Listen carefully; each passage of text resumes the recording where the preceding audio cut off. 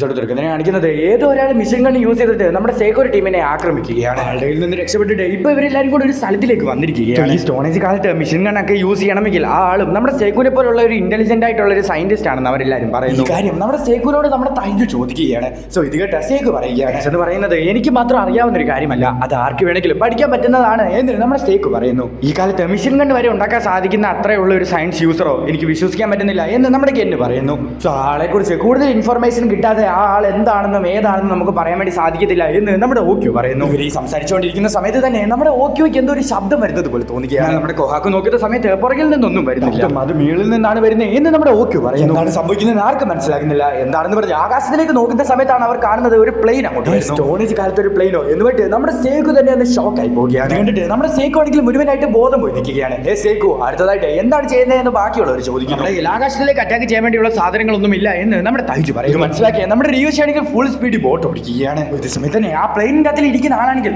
ഒരു സിഗരറ്റ് എടുത്ത് കത്തിച്ചിട്ട് ഇവരെ ആക്രമിക്കാൻ വേണ്ടി റെഡി ആയിട്ട് നിൽക്കുകയാണ്. ആ പ്ലെയിനിന്റെ അകത്തിൽ ഇരിക്കുന്ന ആളാണെങ്കിൽ മിഷൻ ഗൺ ഓൺ ആക്കിയിട്ട് നമ്മുടെ സേക്കോനെ ടീമിനെ ആക്രമിക്കാൻ വേണ്ടി സ്റ്റാർട്ട് ചെയ്യുകയാണ്. ഇത് മനസ്സിലാക്കിയ നമ്മുടെ സേക്കോനെ ടീം വളരെയധികം സ്പീഡിൽ പൊക്കോണ്ടിരിക്കുകയാണ്. പക്ഷെ അന്നേരം തന്നെ ഷിപ്പിന്റെ അതിലുള്ള എല്ലാ ആൾക്കാരും വെള്ളത്തിലേക്ക് വീഴുകയാണ്. ഇവിടെ തന്നെ വേറെ വഴിയൊന്നും ഇല്ലാത്തതുകൊണ്ട് നമ്മുടെ റിയോഷി ഷിപ്പ് അവിടെ നിർത്തി വെക്കുകയാണ്. ചീനോറിനെ രക്ഷിക്കാൻ വേണ്ടി പോയിട്ട് നമ്മുടെ മാർച്ചുകാർച്ചയുടെ കൈ ഒന്ന് ചെറുതായിട്ട് മുറിയുകയാണ്. സോ ഈ കാര്യങ്ങളൊന്നും എനിക്ക് വലിയ കാര്യങ്ങളൊന്നും അല്ല എന്ന് നമ്മുടെ മാർച്ചുകാർച്ച പറയുന്ന സമയത്ത് തന്നെ നമ്മുടെ പോലീസ്മാൻ ആണെങ്കിൽ അവനെ പേടിപ്പിക്കാമെന്ന് പറഞ്ഞിട്ട് ബുള്ളറ്റിൽ ആകാശത്തേക്ക് ഷൂട്ട് ചെയ്തിട്ട് വേസ്റ്റ് ചെയ്ത് കളയുകയാണ്. നമ്മളെല്ലാവരും ഒരിടത്ത് നിൽക്കുന്നത് കൊണ്ട് തന്നെ അവൻ അറ്റാക്ക് ചെയ്യാൻ സിമ്പിൾ ആയിരിക്കും എന്ന് നമ്മുടെ കൊഹാക്ക് പറയുന്നു. ഇതേ സമയത്തായിരുന്നു നമ്മുടെ സേക്കു ഒരു കാര്യം ഓർമ്മ വരുന്നത്. എന്തെങ്കിലും ഡേഞ്ചറസ് ആയിട്ടുള്ള ഒരു സിറ്റുവേഷൻ വരുന്ന സമയത്ത് യൂസ് ചെയ്യാൻ വേണ്ടി അസിന്റിക് ആസിഡ് ഒരു കിരി പോലെ കെട്ടി നമ്മുടെ സേക്കുവിന്റെ കയ്യിൽ വെച്ചിട്ടുണ്ടായിരുന്നു. ആ കിരിയാണെങ്കിൽ എറിയാൻ വേണ്ടി നമ്മുടെ കിരാസാമിക്ക് നമ്മുടെ സേക്കു എറിഞ്ഞു കൊടുക്കുകയാണ്. സോ അതുപോലെ തന്നെ ഒരു റോപ്പും നമ്മുടെ സേക്കു കൊടുക്കുന്നു. സോ ഒരുപാട് തവണ പെട്രിഫിക്കേഷൻ വെപ്പൺ യൂസ് ചെയ്തതുകൊണ്ട് തന്നെ എറിയുന്നതൊക്കെ നമ്മുടെ കിരാസാമിക്ക് പുല്ലാണ്. സോ ആ കിരി പോലത്തെ ആ സാധനം ആ പ്ലെയിനിലേക്ക് നമ്മുടെ കിരാസാമി എറിയുന്നു. ആ സാധനം എഞ്ചിനിൽ കൊണ്ടതുകൊണ്ട് തന്നെ എഞ്ചിൻ മുഴുവനായിട്ട് തന്നെ ഡിസ്ട്രോയ് ആകുകയാണ്. ഒരു അറ്റാക്കിൽ തന്നെ അവരുടെ പ്ലെയിൻ ആണെങ്കിൽ മുഴുവനായിട്ട് തന്നെ ഡിസ്ട്രോയ് ചെയ്തു. എന്തുമായിട്ട് ആ പ്ലെയിൻ ആണെങ്കിൽ വേറെ സ്ഥലത്തിലേക്ക് കൊണ്ടുപോയി ക്രാഷ് ചെയ്യുകയാണ്. സോ അങ്ങനെ കാട്ടിലാണെങ്കിൽ ആ പ്ലെയിൻ ക്രാഷ് ആക്കി തോൽപ്പിച്ചു എന്ന് പറഞ്ഞിട്ട് എല്ലാവരും വളരെയധികം സന്തോഷത്തിൽ നിൽക്കുകയാണ്. യൂസ് ചെയ്തത് അസിഡിക് ആസിഡ്, അത് മനുഷ്യർക്ക് പോയിസൺ അല്ല,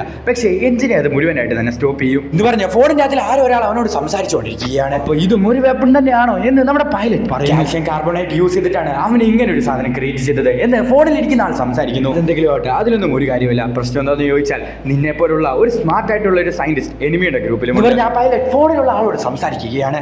എപ്പോൾ വേണമെങ്കിലും നമ്മളെ തപ്പി ഇങ്ങോട്ട് വരും. അതുകൊണ്ട് തന്നെ നമുക്ക് എത്രയും പെട്ടെന്ന് ഇവിടെ നിന്ന് പോകാം എന്ന് നമ്മുടെ ഗെന്നി പറയുന്ന സമയത്ത് നമ്മളെ തപ്പി വരുന്നതിന് മുമ്പ് നമുക്ക് അവനെ അങ്ങോട്ട് തപ്പി പോകാം എന്ന് നമ്മുടെ റിയോഷി സേക്കും പറയുന്നു. രണ്ടുപേരും കൂടെ ചേർന്ന് ഡേഞ്ചറസ് ആയിട്ടുള്ള എന്തെങ്കിലും കാര്യങ്ങൾ ചെയ്യും എന്ന് നമ്മുടെ ഗെന്നി പറയുന്നു. സോ പ്ലെയിൻ ക്രാഷ് ആയതുകൊണ്ട് തന്നെ എനിമി ഉറപ്പായിട്ടും ആ പ്ലെയിൻ വിട്ട് പോയിരിക്കും എന്ന് നമ്മുടെ സേക്കു പറയുന്നു. സമയത്ത് തന്നെ നമ്മുടെ കൊഹാക്കു ആണെങ്കിൽ പ്ലെയിൻ ക്രാഷ് ആയിട്ടുള്ള സ്ഥലം കറക്റ്റ് ആയിട്ട് കണ്ടുപിടിക്കുക. മാത്രമല്ല ഇവിടെ എനിമീസ് ഇല്ല എന്ന് നമ്മുടെ കൊഹാക്കു പറയുന്നു. പ്ലെയിൻ ഇവര് വെറുതെ ഇവിടെ കളഞ്ഞിട്ട് പോയി. സോ അത് നമ്മൾ കണ്ടുപിടിച്ചു, അതുകൊണ്ട് ഇത് നമുക്ക് സ്വന്തം എന്ന് അവർ രണ്ടുപേരും കൂടെ പറഞ്ഞിട്ട് ആ പ്ലെയിൻ മുഴുവനായിട്ട് തന്നെ അവർ എടുത്തുകൊണ്ട് വെറുതെ കളഞ്ഞിട്ട് പോയ സാധനം അത് നമ്മൾ കറക്റ്റ് ആയിട്ട് തന്നെ യൂസ് ചെയ്യും. എനിമീസ് നമ്മളെ സഹായിച്ചു എന്ന് പറഞ്ഞിട്ട് നമ്മുടെ സേക്കു ഇരുന്ന് ചിരിച്ചുകൊണ്ടിരിക്കുകയാണ്. സേക്കുവിന് പ്ലെയിൻ കിട്ടിയത് കൊണ്ട് തന്നെ വളരെയധികം സന്തോഷത്തിൽ ഇരിക്കുകയാണ് എന്ന് നമ്മുടെ ഗെന്ന് മനസ്സിൽ പറയുകയാണ്.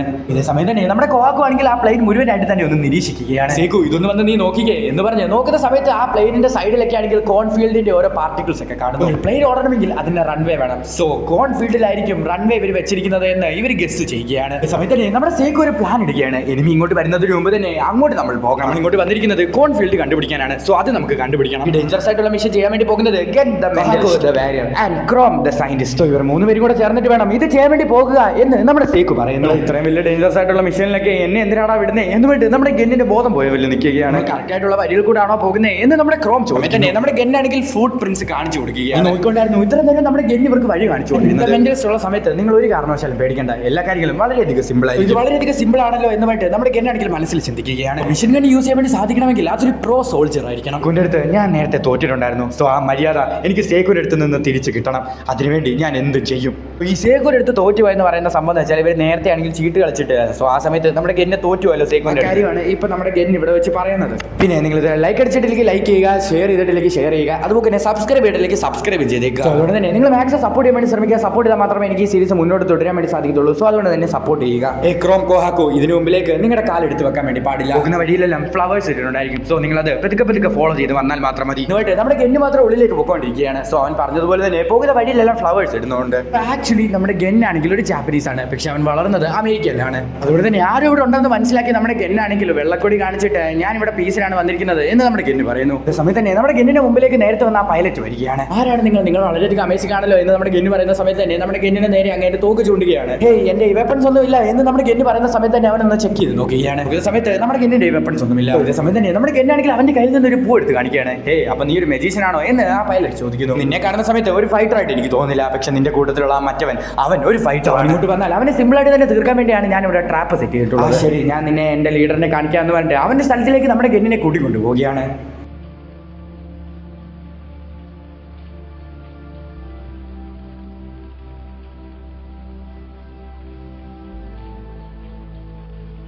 ഇതാണോ എനിമിയുടെ ബേസ് എന്നിട്ട് നമ്മുടെ ഗെന്ന് അത് നോക്കിക്കൊണ്ടിരിക്കുകയാണ്. എന്താണ് തപ്പിക്കൊണ്ട് വന്നത്? ആ കോൺഫീൽഡ് ഇവിടെ തന്നെ ഉണ്ട് എന്ന് നമ്മുടെ ഗെന്ന് നോക്കുകയാണ്. സ്റ്റോണേജ് കാലത്തിൽ ഒരാൾ ട്രാക്ടർ ഓടിക്കുന്നു, പാലിന് വേണ്ടി ഒരു പശു ഫാം തന്നെ ഇവിടെ ഉണ്ട്. നോക്കുന്ന സമയത്ത് പ്ലെയിൻ ഓടിക്കാൻ വേണ്ടിയുള്ള റൺവേ ഇവിടെ തന്നെയുണ്ട്. ചിലപ്പോൾ ഇവരുടെ കയ്യിൽ വേറെ ഒരു പ്ലെയിൻ കാണും എന്ന് നമ്മുടെ ഗെന്ന് മനസ്സിൽ ചിന്തിക്കുകയാണ്. നോക്കുന്ന സമയത്ത് അവിടെ ഒരു വലിയ ഫാക്ടറി തന്നെയുണ്ട്. ആ സ്ഥലത്തല്ല, ഇങ്ങോട്ട് വാ എന്ന് പറഞ്ഞിട്ട് അങ്ങനെ നമ്മുടെ ഗെന്നിനെ അങ്ങോട്ട് വിളിച്ചുകൊണ്ട് പോവുകയാണ്. ഒരു വലിയൊരു ഫാക്ടറി തന്നെ ഇവിടെ ഉണ്ടാക്കിയിട്ടുണ്ട് എന്ന് പറഞ്ഞിട്ട് നമ്മുടെ ഗെന്ന് ഷോക്ക് ആകുകയാണ്. അങ്ങനെ അവന്റെ ലീഡറിന്റെ അടുത്തേക്ക് നമ്മുടെ ഗെന്നിനെ കൊണ്ടിരിക്കുകയാണ്. നമ്മുടെ പുതിയ ഗസ്റ്റ് വന്നിട്ടുണ്ട് എന്ന് പറഞ്ഞിട്ട് നമ്മുടെ ഗെന്നിനെ കാണിക്കുകയാണ്. സമയത്ത് നമ്മുടെ സേഗുവിന്റെ വൈബിൽ തന്നെയുള്ള ഒരു സയന്റിസ്റ്റ്, പക്ഷേ ഇവൻ അഡൽട്ട് ആണ്, ഒരു പ്രൊഫഷണൽ സയന്റിസ്റ്റ് ആണ് എന്ന് പറഞ്ഞിട്ട് നമ്മുടെ ഗെന്ന് മനസ്സിൽ ചിന്തിക്കുകയാണ്. ഇതേ സമയത്ത് തന്നെ നമ്മുടെ സേഗുവിനെ കാല് പിടിച്ചിട്ട് ആ സയന്റിസ്റ്റ് വെള്ളത്തിലേക്ക് മുക്കി വെക്കുകയാണ്. അയ്യോ, എന്നെ ആസിഡ് മുക്കി കൊല്ലുന്നേ എന്ന് നമ്മുടെ ഗെന്ന് പറയുന്ന സമയത്ത് ആസിഡ് അല്ല, അതൊരു സാൾട്ട് വാട്ടർ ആണ് എന്ന് ആ സയന്റിസ്റ്റ് പറയുന്നു. ഇതേ സമയത്ത് ആ സാൾട്ട് വാട്ടറിലേക്ക് കുറച്ച് വയോസ് ഒക്കെ കളക്ട് ചെയ്തിട്ടുണ്ട്. സ്മോക്ക് ചെയ്തിട്ടുള്ള ആളാണെങ്കിൽ വളരെയധികം ജെന്റിൽ ആയിട്ടായിരിക്കും നടക്കുന്നത്. എന്നാൽ ഞാനൊരു എലഗന്റ് ആയിട്ടുള്ള ഒരാളാണ്. ഇൻട്രൊഡക്ഷനിൽ തന്നെ തുടങ്ങിയേക്കാം. അവന്റെ പേര് സ്റ്റാൻലി സ്ലൈഡർ. അവൻ നേരത്തെ ഒരു സോൾജർ ആയിരുന്നു. നേരത്തെ മാത്രമല്ല, ഇപ്പം അവൻ എന്റെ കീഴിൽ ഒരു സോൾജർ ആണ്. മാത്രമല്ല, ഞാനാണ് ഡോക്ടർ സെനോ. നിങ്ങൾ എവിടെ നിന്നാണ് വന്നിരിക്കുന്നത്? സമയത്ത് സ്റ്റാൻലി പറയുകയാണ് അവനൊരു മെജീഷ്യൻ ആണ്, അവൻ ജപ്പാനിൽ നിന്നാണ് വന്നിരിക്കുന്നത്. ഓഹോ, കടൽ കടന്ന് ഇവിടെ വരെ നിങ്ങൾ വന്നു, ഒരു കൊളംബസിനെ പോലെ. എന്നിട്ട് നമ്മുടെ സെനോ ആണെങ്കിൽ പുറകിലുള്ള മീറ്ററിലേക്ക് നോക്കി. ഈ കാര്യം നമ്മുടെ കെന്റ് നോട്ടീസ് ചെയ്യുന്നുണ്ട്. സോ അതിനകത്ത് ഹാർട്ട് ബീറ്റിന്റെ ഡിറ്റക്ടർ ഒക്കെ ഉണ്ട്. അപ്പം ഈ മെഷീൻ ഒരു ലൈ ഡിറ്റക്ടർ ആണ് എന്ന് നമ്മുടെ കെന്റിന് മനസ്സിലാക്കിയാണ്. ഒരു മെന്റലിസ്റ്റ് ആയിട്ടുള്ള എന്റെ അടുത്താണോ ഈ കളി? ഞാൻ ആരാണെന്ന് കാണിച്ചു കൊടുക്കേണ്ട സമയമായി എന്ന് നമ്മുടെ കെന്റ് മനസ്സിൽ ചിന്തിക്കുകയാണ്. അവനൊരു ഈവിൾ സയന്റിസ്റ്റ് ആണ്, അവൻ എന്നെ കൊണ്ട് ഒരുപാട് ജോലി ചെയ്യിപ്പിക്കും, അതുകൊണ്ടാണ് ഞാൻ അവന്റെ അടുത്ത് നിന്ന് ഓടി ഇങ്ങോട്ട് വന്നത് എന്ന് നമ്മുടെ കെന്റ് പറയുന്നു. ഇതൊക്കെ കേട്ട് നമ്മുടെ സെനോയ്ക്ക് മനസ്സിലാക്കിയാണ് ഇവ പറയുന്ന കാര്യങ്ങളെല്ലാം ശരിയാണ്. സേക്കു, ഈ സ്ഥലം മുഴുവനായിട്ട് തന്നെ നമുക്ക് സ്വന്തമാക്കാൻ വേണ്ടിയുള്ള കാര്യങ്ങൾക്ക് വേണ്ടിയുള്ള ഹാർഡ് വർക്ക് ഞാൻ തുടങ്ങി എന്ന് നമ്മുടെ ഗെന്ന് മനസ്സിൽ ചിന്തിക്കുന്നു. ഓക്കെ, അപ്പൊ നിന്റെ ടീമിന്റെ മെയിൻ ആയിട്ടുള്ള ആളെന്ന് പറയുന്നത് സയന്റിസ്റ്റ് ആണ്. അപ്പം ആ സയന്റിസ്റ്റിന്റെ പേര് എന്താണ് എന്ന് നമ്മുടെ സെനോ ചോദിക്കുന്നു. ഓ ഷിറ്റ്, ഇവർ ടാർഗറ്റ് ചെയ്യുന്നത് സേക്കുവിനെയാണ്. സേക്കു വളരെയധികം ഇന്റലിജന്റ് ആണ്, പക്ഷേ സേക്കു ഫൈറ്റ് ചെയ്യാൻ വേണ്ടി ഇറങ്ങുകയാണെങ്കിൽ സേക്കു ഉറപ്പായിട്ടും തോൽക്കും. സേക്കുവിന് പകരം സാക്രിഫൈസ് ചെയ്യാൻ വേണ്ടി പറയാൻ വേണ്ടിയുള്ള ഒരാളെ വേണമല്ലോ. ആരെ പറയുന്ന ടീമിലുള്ള ഇന്റലിജന്റ് ആയിട്ടുള്ള സയന്റിസ്റ്റിന്റെ പേര് ഡോക്ടർ എന്ന് നമ്മുടെ സേക്കു പറയുകയാണ്. സോ അവിടെ വെച്ച് ഈ എപ്പിസോഡ് അവസാനിക്കും. നമ്മുടെ സെനോ എന്ന് പറയുന്നത് ഒരു അഡൽട്ട് ആയിട്ടുള്ള പ്രൊഫഷണൽ സയന്റിസ്റ്റ് ആണ്. എന്നാൽ നമ്മുടെ സേക്കു ആണെങ്കിൽ ഒരു ഹൈസ്കൂൾ സ്റ്റുഡന്റ് ആണ്. അതുപോലെ തന്നെ ഫൈറ്റ് ചെയ്യാൻ വേണ്ടിയുള്ള നമ്മുടെ സുക്കാട്സയും ഒരു ഹൈ സ്കൂളറാണ്. നമ്മുടെ സെനോന്റെ ടീമിലുള്ള ഫൈറ്റ് ചെയ്യുന്ന ആ സോൾജർ ആയിട്ടുള്ള സ്റ്റാൻ ഒരു പ്രൊഫഷണൽ സോൾജർ ആണ്.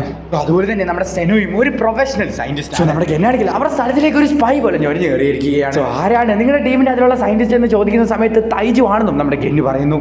ഇനി എന്തൊക്കെയായിരിക്കും സംഭവിക്കാൻ വേണ്ടി പോകുന്നതെന്ന് നമുക്ക് വരുന്ന എപ്പിസോഡിൽ മനസ്സിലാക്കുന്നതായിരിക്കും. എല്ലാവരും മാക്സിമം ഒന്ന് സപ്പോർട്ട് ചെയ്യാൻ വേണ്ടി ശ്രമിക്കുക. സപ്പോർട്ട് ചെയ്താൽ മാത്രമേ ഞാൻ ഈ സീരീസ് മുന്നോട്ട് തുടരുന്നതായിരിക്കത്തുള്ളൂ. സോ ലാസ്റ്റ് എപ്പിസോഡ് വരെ ഭയങ്കര അധികം സപ്പോർട്ട് കുറവാണ്. സോ അതുകൊണ്ട് തന്നെ മാക്സിമം ഒന്ന് സപ്പോർട്ട് ചെയ്യാൻ വേണ്ടി ശ്രമിക്കുക. ലൈക്ക് അടിക്കുക, ഷെയർ ചെയ്യുക, ഹൈപ്പ് ചെയ്യുക, കമന്റ് ചെയ്യുക. സോ അടുത്ത ദിവസം അടുത്തൊരു വീഡിയോ ആയിട്ട് വരുന്നവരായിരിക്കും. ടാറ്റാ, ബൈ.